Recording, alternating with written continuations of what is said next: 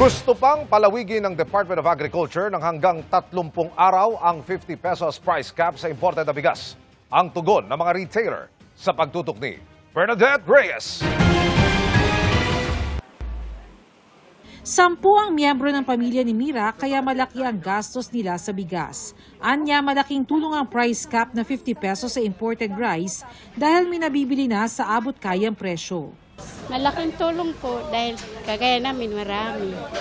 Marami kami sa bahay. Dati 60, may 62, pero ngayon marami ng mura na. Isa ito sa mga dahilan kaya nais ng Department of Agriculture na palawigin ng 30 araw ang price cap sa imported rice. Pag-uusapan ito sa National Price Coordinating Council na magre-rekomenda kay Pangulong Bongbong Marcos. DA is only recommendatory. It will still be up to the NPCC, the National Price Coordinating Council, to recommend to the President. Gusto talaga natin magkaroon ng basically fighting chance yung ating local rice. So para rin talagang ma-regulate natin yung itong pumapasok ng mga imported.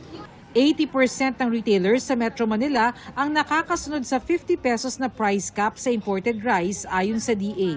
Sa Guadalupe Market, kung saan nag-inspeksyon kanina ang kagawaran at Department of Trade and Industry, lahat nakasusunod pero sabi ng ilang retailer, halos hindi na sila kumikita. Halos wala kaming kinikita sa imported na rice kasi po may price control. Maliit lang po ma'am, halos wala po kaming tubo. Nakikiusap kami, sana naman po ma'am, huwag nang i-extend kasi isa pa po ma'am, yung local rice namin talaga hindi po nagalaw.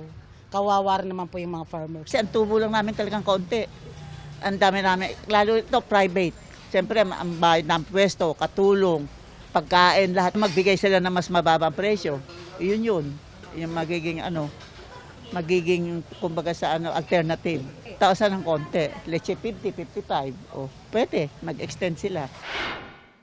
Samantala, tumaas ang presyo ng ilang brand ng canned sardines mula 50 centavos hanggang 6 pesos depende sa brand.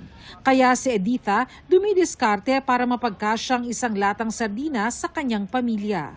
Paparamihin mo, lalagyan mo ng gulay or kung miswa, mga ganon, para magkasya.